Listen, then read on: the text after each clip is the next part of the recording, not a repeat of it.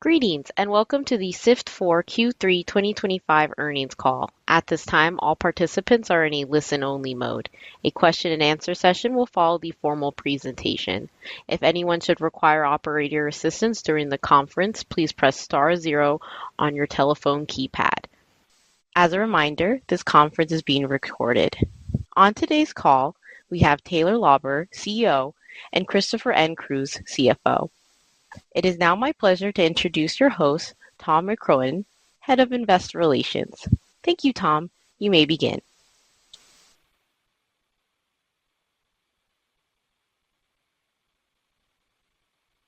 Thank you, Operator. And good morning, everyone, and welcome to Shift4's third quarter 2025 earnings conference call. With me on the call today are Taylor Lauber, our CEO, and Chris Cruz, our Chief Financial Officer. This call is being webcast on the Investor Relations section of our website, which can be found at investors.shift4.com. Today's call is also being simulcast on X Spaces, which can be accessed through our corporate X account at Shift4. Our quarterly shareholder letter, quarterly financial results, and other materials related to our quarterly results have all been posted to our IR website. Our call and earnings materials today include forward-looking statements. These statements are not guarantees of future performance, and our actual results could differ materially as a result of certain risks, uncertainties, and many important factors. Additional information concerning those factors is available in our most recent reports on Forms 10-K and 10-Q, which you can find on the SEC's website and the Investor Relations section of our corporate website. For any non-GAAP financial information discussed on this call, the related GAAP measures and reconciliations are available in today's quarterly shareholder letter. With that, let me turn the call over to Taylor. Taylor? Good morning, everyone. Thanks for joining the call. Starting with our quarterly performance, we delivered results in line with our Q3 guidance. Gross revenue less network fees were $589 million, and adjusted EBITDA was $292 million. Each of these was up 61% and 56% respectively. When excluding the impact of Global Blue, gross revenue less network fees grew 19% year over year. You will find in our shareholder letter that we also highlight the organic growth of the business, that is to say, excluding the impact of recent M&A. Chris will go into more detail here, but that growth was 18% year over year. Volumes were in line with our expectations at roughly $55 billion. Each of these growth scenarios can be compared with the medium-term guidance we set forth in our Investor Day in February, and we've also done so in our shareholder letter. You will note that the high teens sit on our hands case compares favorably with 19% delivered in this quarter, while the inclusion of Global Blue obviously brings things notably higher. Furthermore, we continue to find attractive capital allocation opportunities, which supports our most likely case of 30% plus gross revenue less network fee growth over the medium term. Chris will walk you through our adjusted free cash flow, but while early, we're also feeling ahead of pace for our $1 billion target. Some notable puts and takes in the quarter. Our blended spreads on payment volume were stable at 62 basis points, and we expect them to remain so through the end of the year. Tax-free shopping had some tough comparables, particularly in Asia, as a result of a particularly weak Japanese yen last summer. Sales in store were negative 11% in Asia during Q3, but recovered throughout the quarter and were positive in October.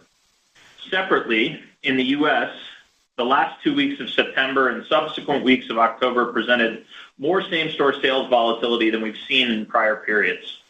While not consistent across verticals, same-store sales have generally skewed negative to our expectations. To put a finer point on it, we saw same-store sales, whether that be restaurants or hospitality, range from positive 1% to negative 4% with meaningful volatility week to week.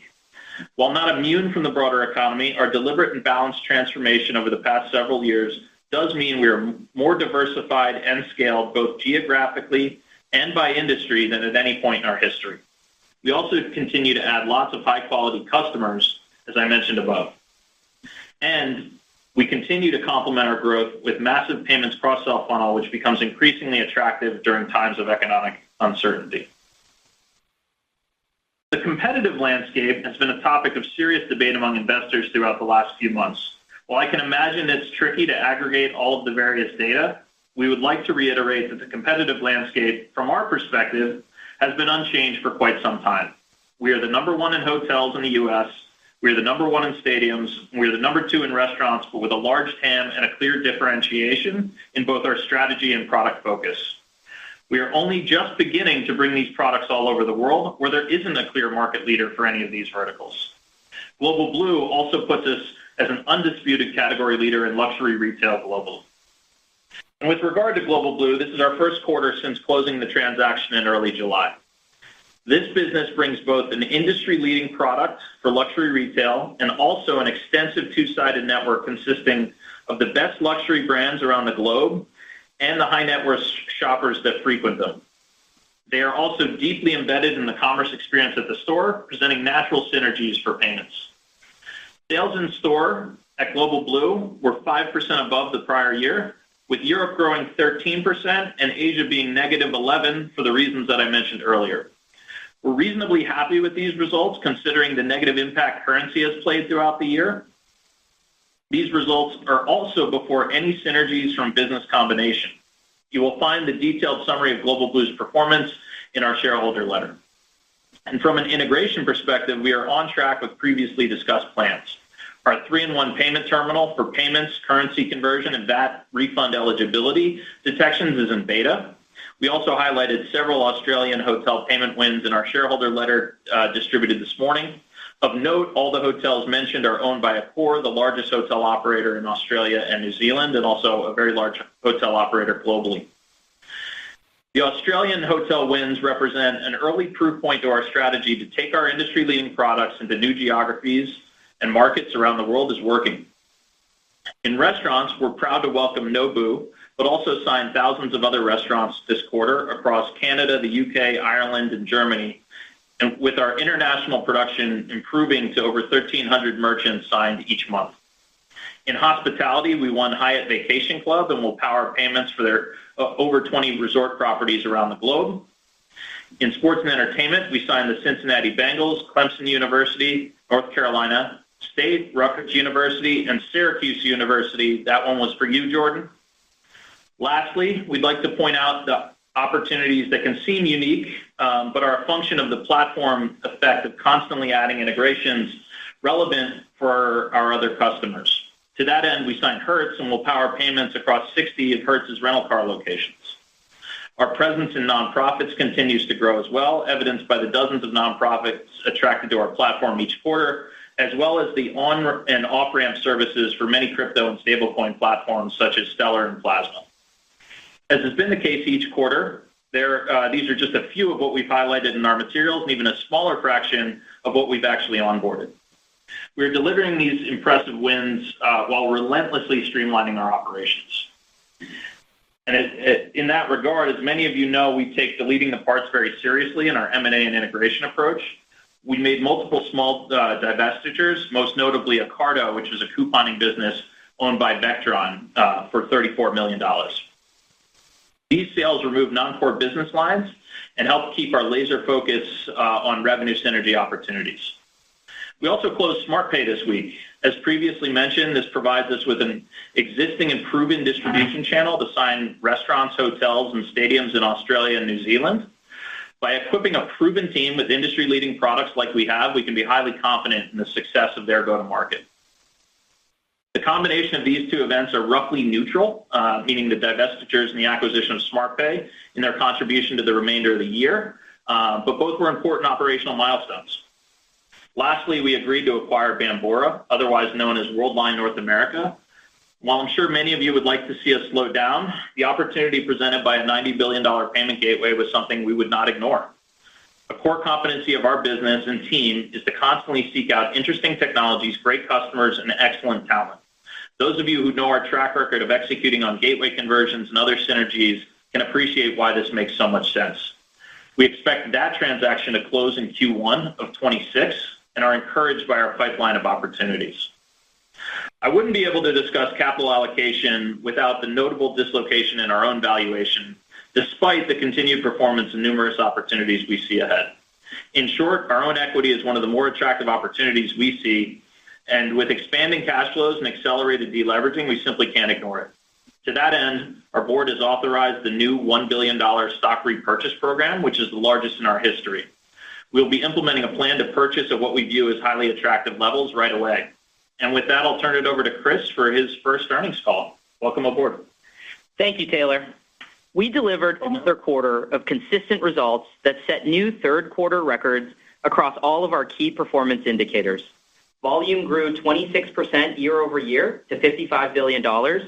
Gross revenue less network fees grew 61% to $589 million. Adjusted EBITDA grew 56% to $292 million. And our adjusted free cash flow conversion was 48%, resulting in $141 million of adjusted free cash flow. Our Q3 adjusted EBITDA margins continue to deliver in line with our expectations of approximately 50%, in spite of the continued expansion investments we are making to become the most diversified and scaled that the business has ever been in its history. Double-clicking on our revenue categories, our Q3 blended net spreads remain stable at 62 basis points, and we continue to expect full-year spreads to be stronger than the 60 basis points previously communicated. This stability extends across our verticals of restaurants, hospitality, and unified commerce. Subscription and other revenue was $119 million in Q3, up 16% compared to the same period last year. The growth continues to come from our market-leading vertical software solutions. However, as solid as this growth continues to be, we remain focused on deleting the parts and deprecating legacy revenue streams from acquired companies in favor of what we believe to be higher quality of revenue. This dedication to strategy will continue to influence year-over-year growth rates. As Taylor mentioned in his remarks about the medium-term guidance update, Q3 organic growth for gross revenue less network fees was 18%. Organic year-over-year growth of 18% compares the performance of the base business by removing newly acquired revenue from both the Q3 2024 period and the Q3 2025 period. It's also worth noting that these disclosures related to updates about our medium-term guidance would have been done next quarter at year-end. But based on recent industry events, we wanted to be proactive about pulling forward these disclosures, including that of organic growth for you all. Since the third quarter of 2022, we have grown gross revenue less network fees by 3x, expanded adjusted EBITDA margins by 600 basis points, and achieved the balanced transformation of becoming a more diversified and globally scaled provider of software integrated payments. Through continued execution on cross-sell value creation and our delete the parts approach, we expect to maintain disciplined focus on margins and benefit from the operating leverage in our business. An example of the Shift4 playbook at work is the deleting of legacy parts through divestitures. Additionally, and although early, we are encouraged by the potential of AI applications to enhance our operating leverage across operations and product development while enhancing our own ability to drive decisions informed by our large data assets. As it relates to Global Blue, we wanted to provide a more clear breakout this quarter, given its new inclusion in results. Global Blue contributed $156 million to gross revenue less network fees and $68 million to EBITDA, which were in line with our overall expectations despite headwinds faced by the business in the Asia-Pacific market. Additionally, the subcomponents of Global Blue, consisting of 1, tax-free shopping, acquiring, and dynamic currency conversion, will be reported within payments-based revenue, while the post-purchase solutions subcomponent will be reported in subscription and other. As you can appreciate, we expect these breakouts to be less relevant over time as we cross-sell products to customers and bring on customers using multiple products. Our adjusted free cash flow in the quarter was a record $141 million, which modestly exceeded our expectations given our third quarter, along with our first quarter, are the higher cash interest expense periods in the year. As you get to know me more, it should come as no surprise that I believe that the ultimate measure of business durability is compounding growth in free cash flow per share. So I'm particularly enthused by the progress of this metric, especially as a jumping off point towards our medium-term guidance goal of exiting 2027 with $1 billion of run rate adjusted free cash flow. GAAP net income for the third quarter was approximately $33 million, resulting in diluted EPS of 17 cents per share. Non-GAAP net income for the quarter was approximately $148 million, resulting in a non-GAAP EPS of $1.47 per share. Note that the latter EPS metric uses our non-GAAP share count of 100.7 million shares, which increases share count by 10 million shares to treat the mandatory convertible preferred on an as-converted basis. On debt capital structure, we are in the enviable position of being efficiently tranched with all debt trading above par, resulting in access to attractive cost of capital in multiple deep markets. As of Q3, our net leverage, pro forma for the full year effect of Global Blue, was 3.2 times, with notable deleveraging achieved quarter over quarter that resulted in our newly issued term loan already stepping down by 25 basis points of cost. I will take this opportunity to make clear that our leverage guidance remains unchanged, with a view that the business should not exceed 3.75 times net leverage on a sustained basis. With the company's current share repurchase authorization coming up for expiration at year-end, the board has authorized a new share repurchase program of $1 billion through year-end 2026. This authorization level is the largest in the company's history and comes at a time when we have ample liquidity and access to capital to execute upon it. As a reminder, our capital allocation framework judiciously assesses relative value across 4 areas. 1, customer acquisition. 2, product investment. 3, acquisitions and investments. And 4, share repurchases. As we evaluate how the current market backdrop compares to historical periods of share repurchase execution, we think it notable that valuation multiples at present would be comparable to the lowest we have executed repurchases in the past. Further, as stated before, the company is the most diversified and scaled it has ever been in history and is generating record results across all key performance metrics.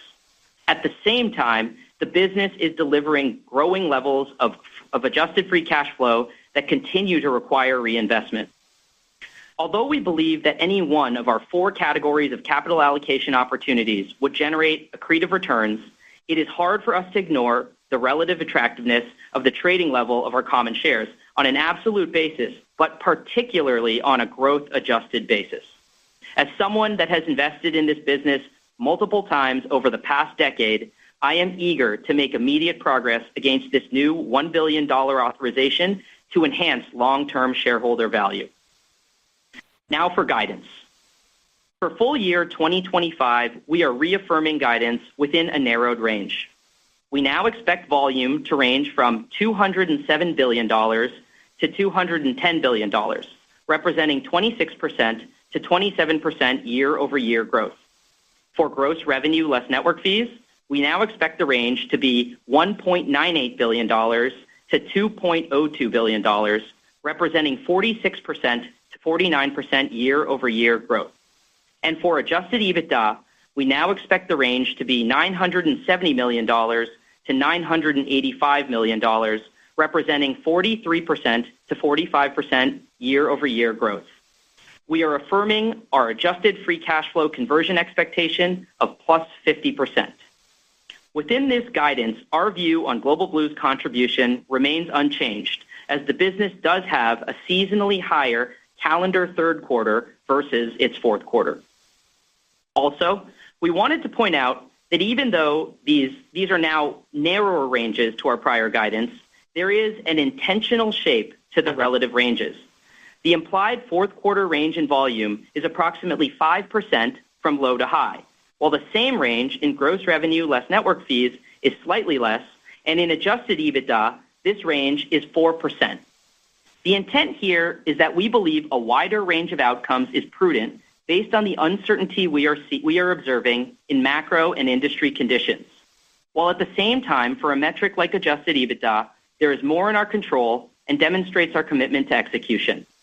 In summary, after taking into consideration an essentially neutral impact from the acquisition of SmartPay and the offsetting reduction from non-core divestitures, our full year 2025 guidance is reaffirmed within a narrowed range. One last item. In response to inquiries about gross revenue, recall that we do not formally guide this metric. However, we expect a gross revenue range of $4.09 billion to $4.15 billion for the full year. Before passing back to Taylor, I did want to take a moment to express my sincere gratitude to my CFO predecessor and now board member, Nancy Disman, for the transition support, mentorship, and fantastic finance foundation she has established. You will be missed by the team, but I'm certainly thankful to continue to have you on speed dial. With that, let me now turn the call back to Taylor. Thanks, Chris. Before we go to Q&A, some of you may have seen the exciting news that our founder and chairman, Jared, has been nominated to run NASA again. We're going to be updating you as things progress, but just to be clear, we don't expect really anything is going to change from our previously disclosed plans. He intends to remain the largest shareholder of the business, and so we wish him well, and we're really excited for the road ahead. With that, we're going to turn it over to Q&A, but Tom, I think you had a question we were going to address from X. Yeah, so the question from X this quarter comes from Dor Barda, and his question is, where is the company's primary focus right now? Are you heads down on integrating and cross-selling into the trillion-dollar acquisition funnel, or are you simultaneously investing heavily in net new product development? Yeah, it's a great question, and the answer to both of those is yes. So, hopefully you can sense the theme for this quarter is a reminder of what we always do, which is that we take our category-leading products and we find as many customers as possible to get those in the hands of in as capital efficient of a way as possible. And so whether that is leveraging capabilities like the sales force that SmartPay brings us into Australia, or the distribution network and existing customer base that Vectron gives us in Germany, taking our products into these new geographies with an embedded right to win, like an established sales force or an existing customer base, is always a significant priority for the business. And with that, operator, if you wouldn't mind opening the line up to Q&A. Thank you. We will now be conducting a question and answer session. If you would like to ask a question, please press star 1 on your telephone keypad. A confirmation tone will indicate your line is in the question queue. You may press star 2 if you would like to remove your question from the queue. For participants using speaker equipment, it may be necessary to pick up your handset before pressing the star keys. One moment, please, while we pull for questions.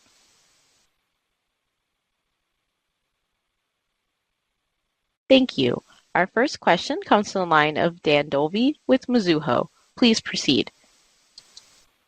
Thank you. Great results, Taylor, and congrats on the new CFO role.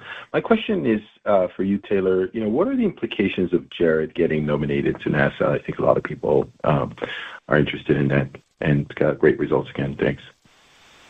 Yeah, sure. Thanks for the question. Good to hear from you. Well, first of all, it's great for the country. The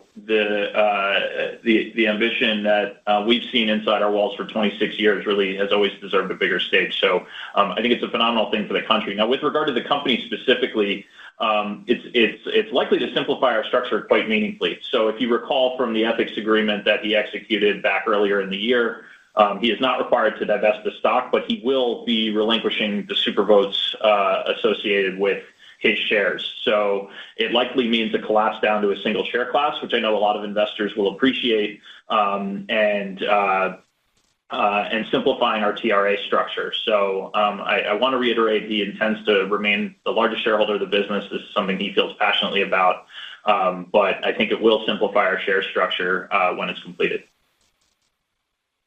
Great, and congrats again.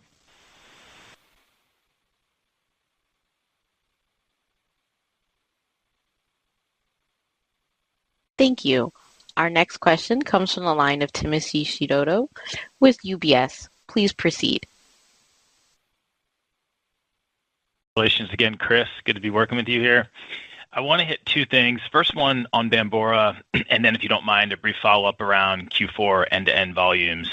So on Bambora, let's hit that one first. So $90 billion of gateway opportunity, and I just think back to the time of the IPO and the gateway opportunity back then was 200, and it seems so large, and here we go adding another 90. So I was just hoping you could add a little bit more context around that 90 billion and what's in there in terms of verticals and how other parts of Shift4 and some of the learnings from prior gateway conversions might help to make this gateway conversion a very successful one.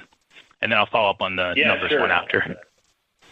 Sounds great. I'll hit this one, and you hit the nail on the head, Tim, which is this is textbook Shift4. It is a good technology product with a really captive base of customers and 90-odd billion of volume. Now, as also is the case, the volume varies from, some of the other verticals we serve. There's some business services in there. There's, a few different flavors. So, it's probably inappropriate to take one gateway and apply it to the next and apply it to the next. But we feel really strongly that this asset, the sticky customers, many of which have been on it for 20 plus years, will benefit from a consolidated payment solution. This has not been a huge priority for that business for a period of time. On top of that, there's a lot of transparency in this one, which I think behooves us all, given the skepticism around, M&A in our industry. It is widely understood what Ingenico had paid for that business years ago and what we're paying for it now, which is, significant fractions of that. It is clearly telegraphed by Worldline what the contribution of the business is, and then we get to take that and enact a bunch of revenue synergies. Now, there are also some capabilities. It's like one of the larger ACH providers in the country. So there's some capabilities we're going to get from it as well, and more talent, which we always need more of. So very textbook Shift4, and something, we literally train ourselves to be on the lookout for opportunities like this all the time. Yeah, and thanks, Tim, for the congrats. But on Bambora, the other thing that I think is a really interesting way to frame the attractiveness of it is to look at how many of the capital allocation framework boxes it checks on its own. I mean, in and of itself, you can think about the gateway volume potential as a large expansion in customer acquisition potential. You can look at the ACH EFT component as product and capabilities enhancement. And then, of course, in and of itself, I think it's a continued reflection of a disciplined approach to making acquisitions and investments. So that's just one other thing that I think is worth noting, and is something I'm enthusiastic about with that transaction. Excellent. Thank you both. And the numbers follow up. So implied for Q4 in terms of the end-to-end volume, you mentioned a range there, but on an absolute dollar basis, it's roughly 57 to 60 billion. And just clarifying, there's roughly, I think it's slightly less than $1 billion or so a quarter in there from Global Blue's acquiring business. And then there's another something in that range, maybe slightly less than $1 billion as well from the couple months of SmartPay. But when we add up those numbers on an absolute basis, is it reasonable for investors to think about taking that 57 to 60, annualizing it or multiplying by 4, adding on some conversion, some new production, thinking about same-store sales and churn, but reasonable jumping off point to model out 2026 end-to-end volume expectations? Yeah, I think from the perspective of is it reflective of a jumping off point, putting aside kind of like minor nuances and seasonality that's changing a little bit in the business, I think it actually is a reasonable jumping off point, reflective of kind of the run rate shape of the business. So I think you articulated it well. Great. Thank you.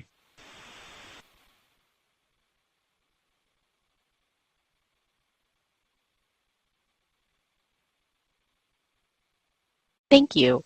Our next question comes from the line of Jason Kupferberg with Wells Fargo. Please proceed. Good morning, guys. Thanks for all the new disclosures. And I wanted to just start on organic growth. I know you were 18% there in Q3, obviously very consistent with the medium-term investor day target. But I think we were trending a bit above that in the first half of the year. Maybe you can clarify that, and then just give us a view on Q4 organic top-line growth, just trying to piece together how the current year is coming together, because I know we've been targeting 20% plus from a full year perspective. Thanks. Thanks.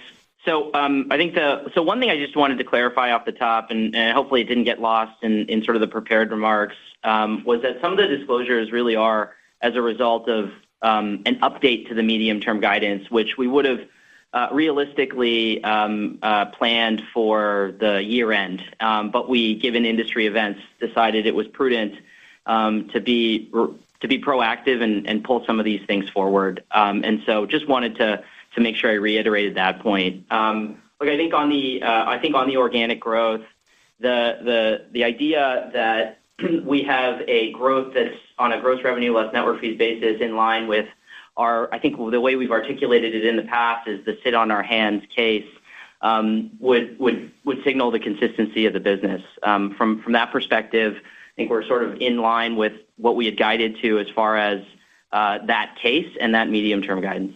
Yeah, and just with regard to the full year, I think, and Chris characterized this well in his remarks, there is caution. Our ranges give us an outcome of greater than 20% down to below that. And I think that's just prudent. The same-store sales environment has been quite volatile. And I don't mean that as persistently negative or anything else.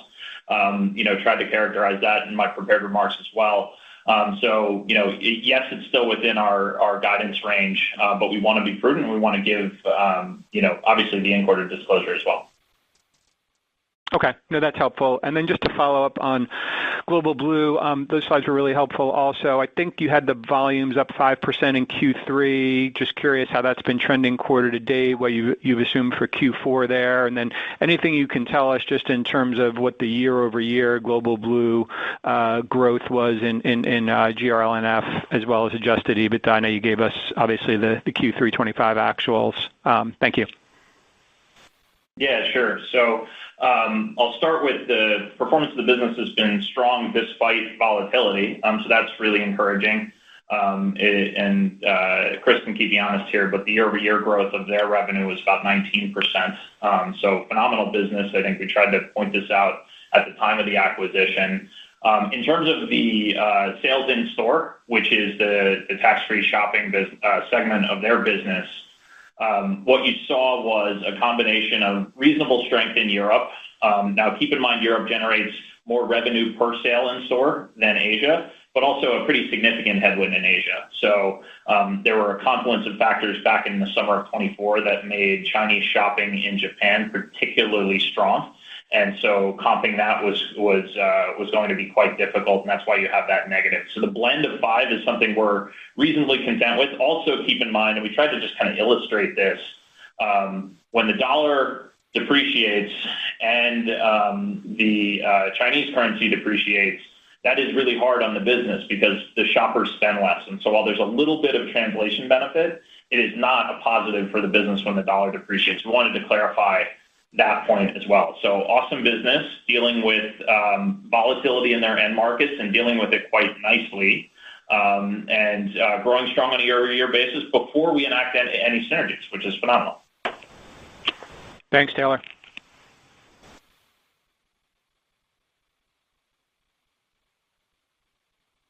Thank you. Our next question comes from the line of Darrin Peller with Wolfe Research. Please proceed.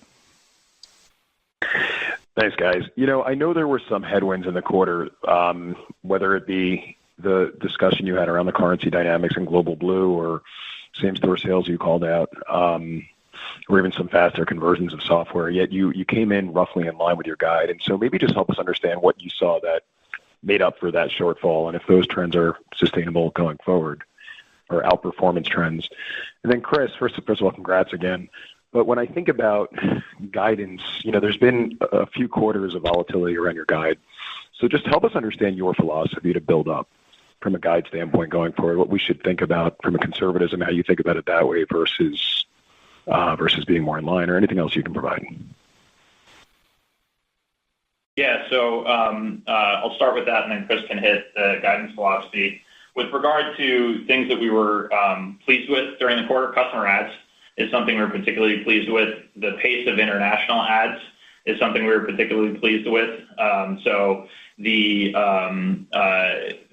shopping trends that I mentioned in reaction to Jason's call was something we were particularly leery of. Quite frankly, predicting where that would land was almost a fool's errand, given how strong the success was of Chinese shopping in Japan back in the 24 period. But maybe just to balance it out, and I made this comment in my prepared remarks, growth in CIS in Asia has grown to positive again on a year-over-year basis in the most recent month of October. So things are going well on that front. It remains somewhat tricky to predict where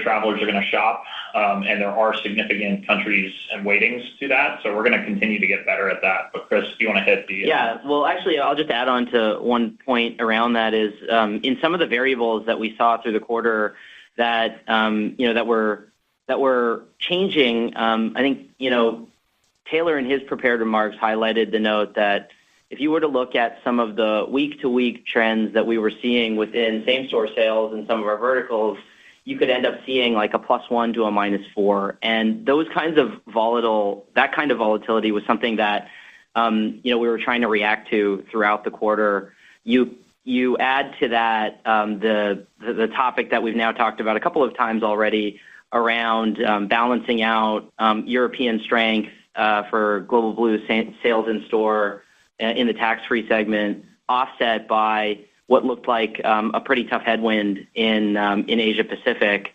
And you just had a few moving parts that I think warranted caution going into that period. At the same time, the backdrop was one where certainly from a macro data, certainly from an industry data, from data points we were seeing throughout, it was enough to want to make sure that we were expressing caution. So a lot of data points to take in. At the same time, I think we have the most data we've ever had as far as being able to try to inform our decisions around it. So I think that's a positive.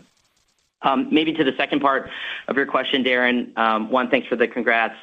And two, so look, on guidance philosophy, it's a nuanced topic, I'm sure, and especially one that I think will need some evolution over time as I get more comfortable in the seat. The first thing I would say, though, is that from a philosophy standpoint, there really isn't an intent to change the underlying philosophies. I think the frameworks that we use, the way we inform it with data, the underlying approach to the most important drivers within the business, I mean, those are things that I think are pretty foundational, not looking to make dramatic changes. I think as we look at this set of macro backdrop, it is just something that, from my perspective, we want to make sure that we're taking in all of the right data assets and that we're making the most informed decision as possible based on the recency of the information.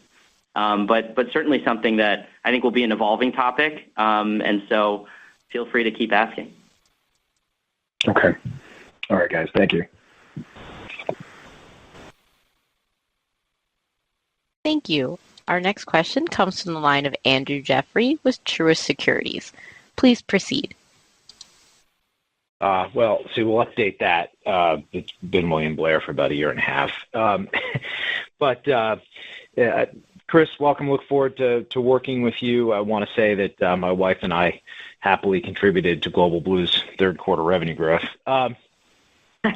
Question on the pace of processing conversion in that business. It's a big opportunity. I think you said somewhere around $550 billion. Can you just update us on your right to win, how you see payment processing cut over or conversion sort of playing out, and what I guess competitively, there's one sort of call-out processor, I think, today for a lot of those Global Blue merchants. How do you sort of manage those relationships, recognizing that the VAT refund business is such a high-value product for merchants?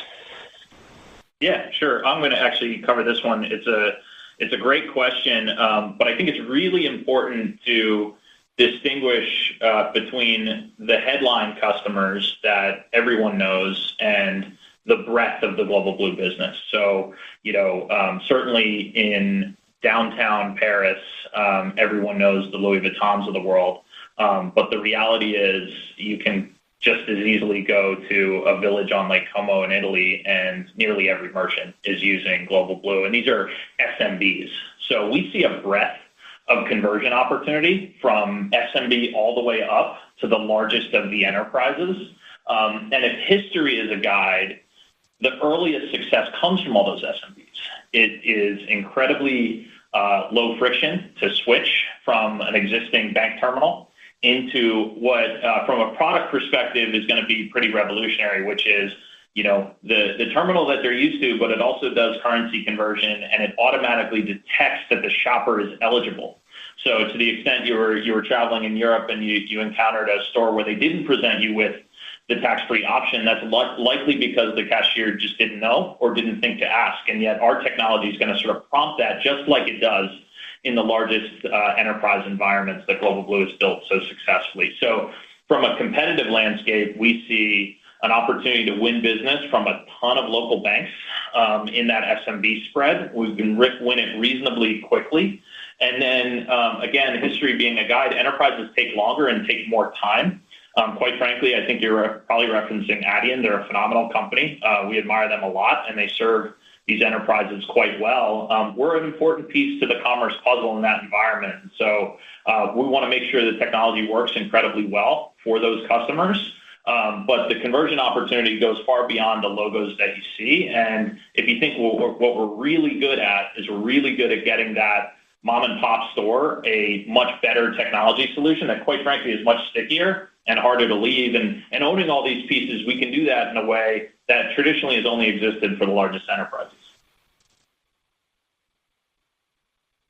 Okay, it's helpful. And just as a follow-up on SkyTab and sort of the growth in your software revenue, recognizing the divestiture of some legacy software, can that accelerate? Do you expect that to accelerate? Sort of, does it grow in concert with Global Blue volume conversion, or how do we sort of dimensionalize the software contribution going forward?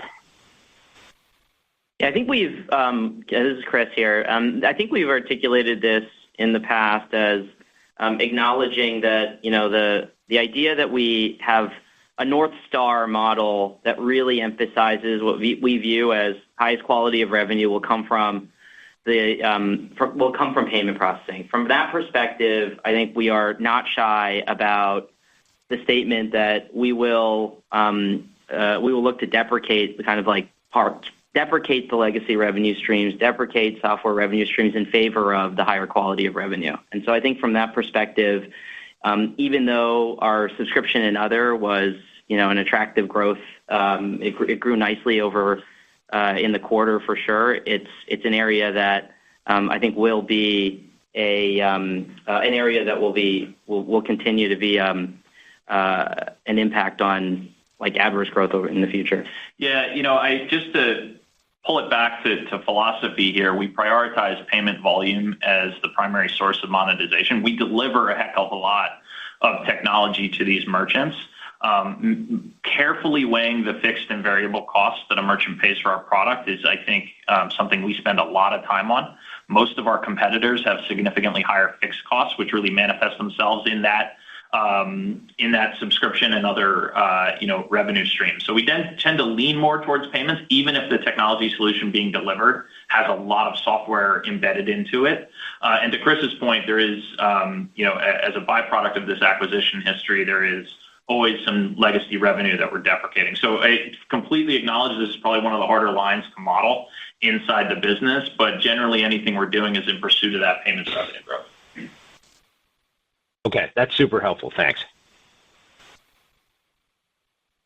Thank you. Our next question comes from the line of Sanjay Sakhrani with KBW. Please proceed. Thank you. Good morning and congrats, Chris. I guess the share buyback announcement and authorization was a pretty strong statement. Maybe Taylor and Chris, you guys can talk about sort of the cadence of how you expect to take advantage of it. I know you talked, Chris, a little bit about the leverage constraints and stuff, so maybe you could just speak to those as well. And I think it's the right thing to do given where the valuation is. So would love some color on that. Yeah, I'll start with this one. There's been times in our history where we weigh a attractive M&A pipeline against evaluation in our equity, and it's a tough decision. In this case, and Chris will comment on our leverage profile, and that comes into this a little bit, but this one isn't a tough decision.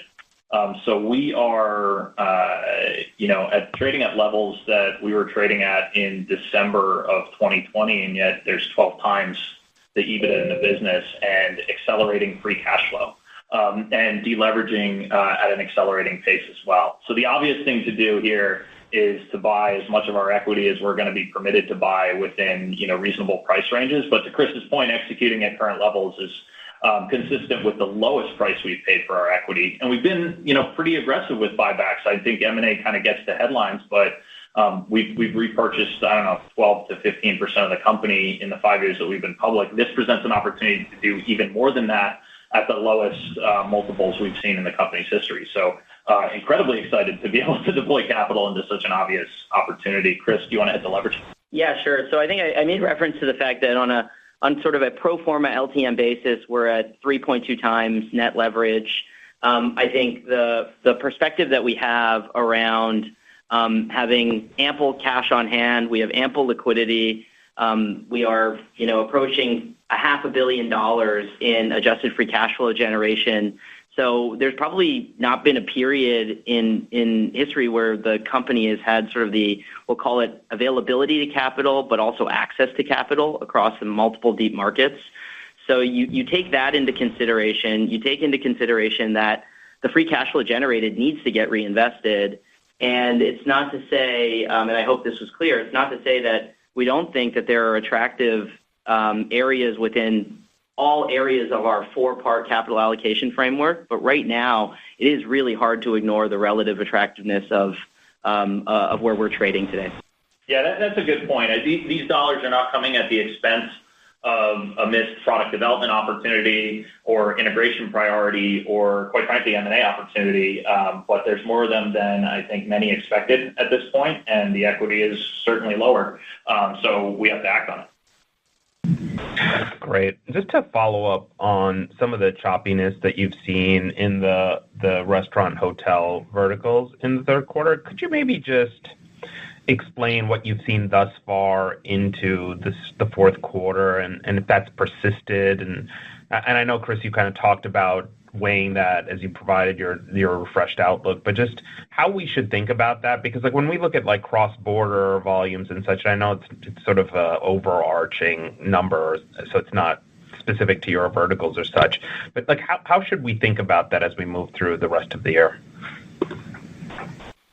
Yeah, look, I would love to be able to know with precision exactly what the rest of the year is ultimately going to look like. But from a recency data, again, we benefit from being able to see data in a near real-time manner. But from a recency data, here's for example, I think coming towards the end of the quarter, we were actually starting to see what looked like stabilizing trends in restaurants, and it created some encouraging signs off of a quarter that had seen some downward skewed negative volatility.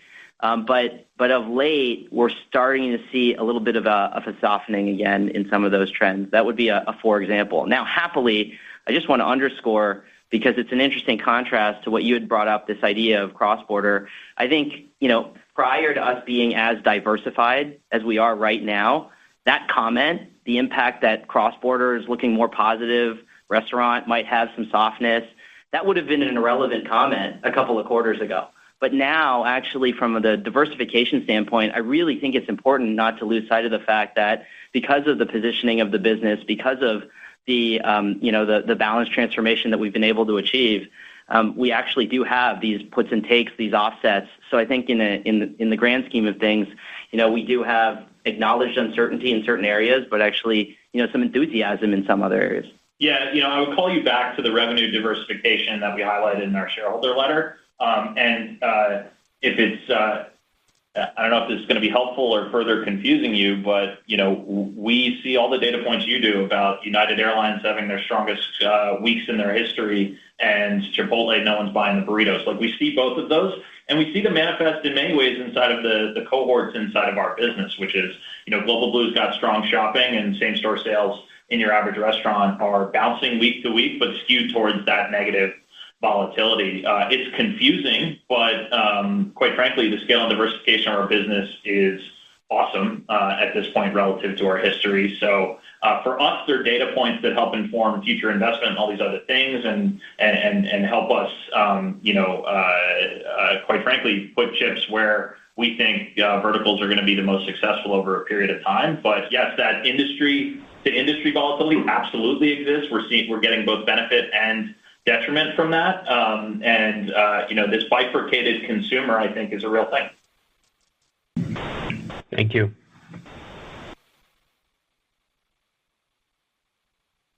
Thank you. Our next question comes from the line of Adam Fisher with Evercore ISI. Please proceed. Hey guys, it's Adam Frisch. Chris, congrats on the role, and thanks, and great job getting out of the gate pretty hot here this morning. The organic number is really interesting, very welcomed as well. I think you said the number excluded the deals done in both of the third quarters, but is that to say that this quarter included contributions from deals completed in the quarters in between? So maybe just a little color here on the calculation would be great, and then I have a quick follow-up as well. Thanks for the clarifier. Absolutely not. Yeah, no, it's meant to be clean of acquisitions for the periods. So the 18% does not include any acquisition impact at all from the prior quarters, or I guess from the prior 4 quarters. Yeah, it's the best way to look at the base business, right? Which is if you did not have M&A in either of the measurement periods, what would have happened in that base business? Agreed. Okay, cool. Welcome that very much. And then second, as a follow-up, assuming Jared gets confirmed, I'm getting a bunch of inbounds this morning from investors about whether his shares would create a liquidity event and how that would be handled. So I wanted to give you a chance to address that on this call before it takes on a life of its own, potentially. Completely appreciate that, and I addressed this right before the Q&A started.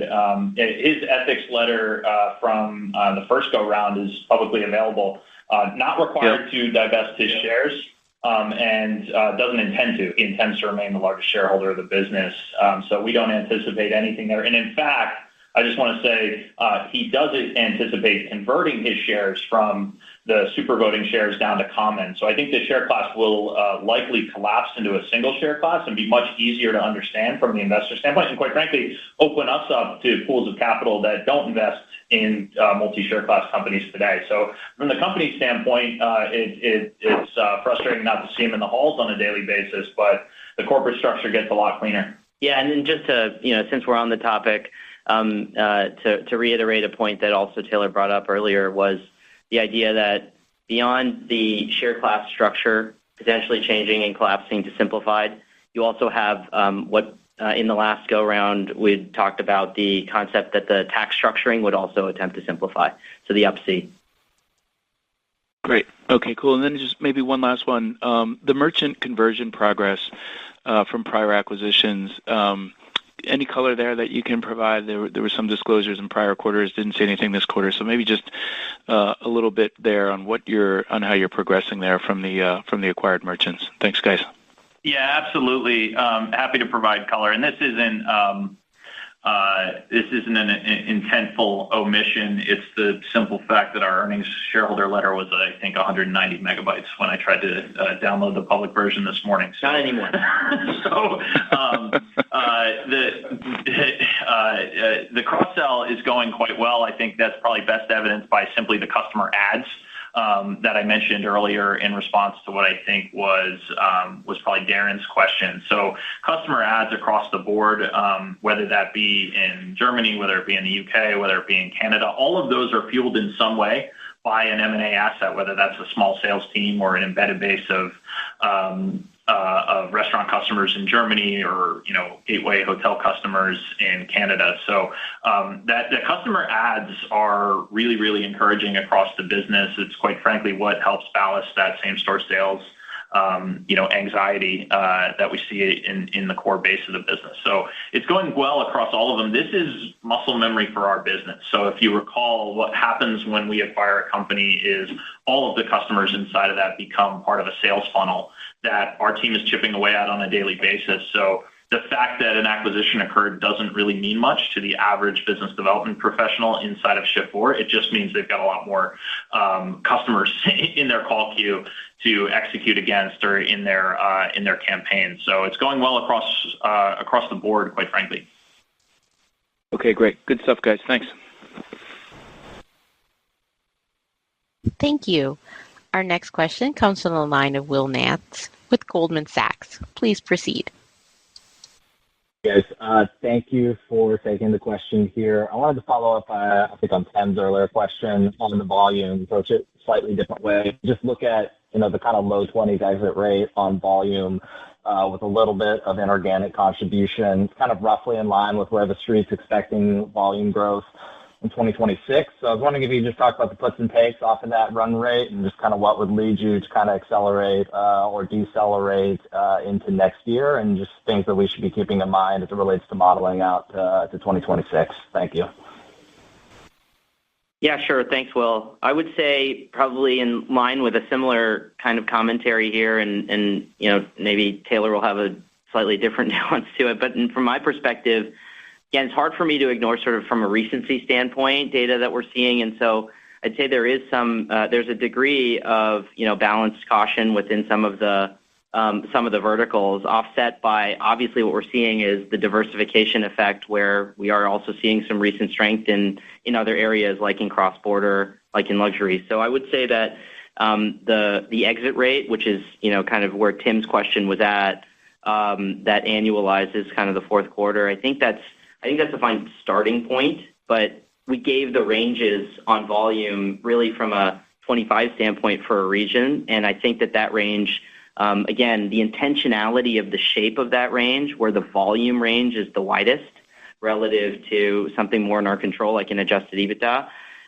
that range is widest because of wanting to acknowledge that there is, there's a complex macro backdrop.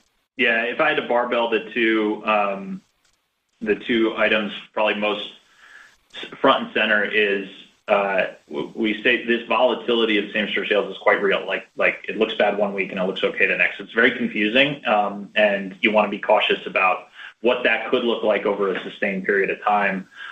Maybe on the other end of the barbell, you've got Global Blue, which is really contributing nothing of substance to that payments growth rate, and a massive customer base, lots of geographies, et cetera. So those are kind of, that's a cylinder that's not firing of any consequence yet, and yet will be significantly in 2026. Yeah, I appreciate that. And that was going to be my second question, just on some of these logo wins. You had the earlier question. I get it early, and some of the ones on the page are kind of more enterprise in nature, but wondering if you could just speak to the sales process that led to some of these wins.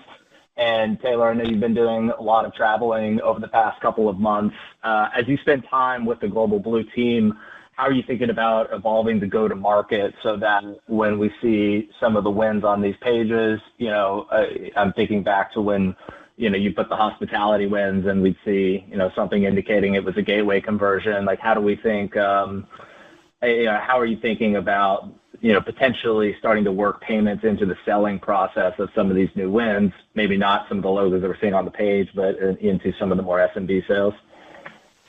Yeah, it's an awesome question, and I'll sort of contrast the two businesses for you because this is exactly what we're spending a ton of time on right now. Global Blue is a phenomenal business focused on the highest end of the enterprise, solving the most complex problems and never losing a single customer in that process. They serve the enterprise customer exceptionally well, and they're kind of built to do that. Where if I were to criticize and say there's areas that we can bring strength to the table, it's the service of the really long tail of SMB customers that don't have the best coverage model. They adopt Global Blue because it's a product that the consumer demands and has a lot of traction, and they want to be able to provide that to the shopper. So it's that village, it's the village of Bellagio where it's in Lake Como, right, where there's tons of little mom and pop merchants that offer the service too. So the skill set we're trying to bring to the organization is how do you efficiently serve thousands of SMBs across Europe and the rest of the world. And I think we've got unique skills to bring to that. The skills they're bringing to us are how do you serve the largest and most demanding enterprises within luxury retail. So we're both learning a lot from each other in that regard. And then the only thing I would say is, and by the way, we're having conversations with every flavor of customer, right? So we're having conversations with SMBs. Those are quick. It's, this sounds great, I'll do it. And then we're having conversations with their largest enterprise customers, and they're saying, hey, can you help us with this unique problem we have today? So I'm really encouraged across the board, but the laws of physics are simply those big customers take longer to get those conversations done than the small customers. So I think that's going to be the bulk of the focus. Yeah, and I'll add that, when you start to look at that customer stratification, it's at a unit economic level very logical that if you are providing a TFS product to the longer tail of SMBs, the gross profit and revenue density isn't necessarily there to provide the technology and quality of service that you would want if you add to the equation the cross-sell of services that now turn the gross profits and the unit economic model into one that looks a lot more like the SMB that we serve. It makes a ton of sense to be providing all of the service levels, all the support, really starting to elevate the significance of that SMB customer within that segment within that business is exactly like the benefits of the cross-sell. Yeah, and I'm sorry to belabor the answer. I think it's really important, though, where we're going to have to spend a lot of time with you all in the street is what's the volume pull-through of this? Because to be clear, I think the enterprise customers offer the highest volume opportunity at the lowest spread, but these SMB customers are the inverse of that. And we are quite content with a volume growth that looks lower and a spread that's stable to growing because that's a fast win cycle. To be clear, all of it's an opportunity, but I think volume growth relative to net revenue growth is something that has undulated inside the business as we skew from time to time more towards enterprise, more towards SMB, et cetera. So that's where we're going to owe you the updates, but my prediction is early success in SMB, and what's going to feed the funnel 2, 3, 5 years from now, it's going to be that enterprise base. Thanks, guys. Appreciate the thoughtful answer. Thank you. Our last question comes from the line of Dominic Ball with Rothschild. Please proceed. Hey, Taylor, Chris, and Tom, thank you for the question, and great to hear about Global Blue. On competition, we've seen some turbulence with one of your legacy acquirer peers. Does this present an opportunity to accelerate share gains in the US? And on the enterprise side, we've seen Oracle Payments extend their offering powered by Adyen, but it doesn't seem like it's going to be exclusive going forward. So how do you view that development, and could this open up further partnership opportunities with micros? Yeah, awesome question, and congrats on the call, by the way. I think you were the lone one. In terms of competition in the United States, I really do want to foot stomp this point from my prepared remarks. It's relatively unchanged for our lines of business, which is in restaurants, we tend to focus on table service. This is not where you see the Clovers and the Squares of the world. We do see Toast, and I know Toast has got wider ambitions to do far more than just table service. But in our slice of the world that is restaurants in the United States, competition is relatively unchanged. Toast is a great company. We're winning and growing quite nicely in that regard, and we don't see significant pressure from others. Quite frankly, any let's say industry chaos tends to be helpful to the extent that big companies are struggling. It'll help us, by the way, just as much on the enterprise sale as it will on the SMB sale to have a company that's sort of struggling to redefine its image. Now, to go to your point with regard to Oracle, I think they've always had this ambition to try to deliver a simplistic product to their customer base that embeds software payments, et cetera. That's very, very hard to do with the products they serve. And so much, take yourself out of a point of sale system that they sell and put yourself into any of their software. It's very enterprise grade and requires a lot of pieces. And this is where Shift4 has found unique success, is taking what is an otherwise very complicated solution to implement that merchants are dependent on and stitch together all the parts to get it done, and do it in a way that feels like an SMB experience where our team comes in, connect all the dots, regardless of the complexity. Again, Yankee Stadium, probably a good example of trying to make an SMB experience delivered in some of the most complex environments. So we don't see really any issue. We partner with Oracle, constantly in the hotel vertical as we have to support them. We also activate a lot of restaurants, and we'll be there to the extent any customer needs the help.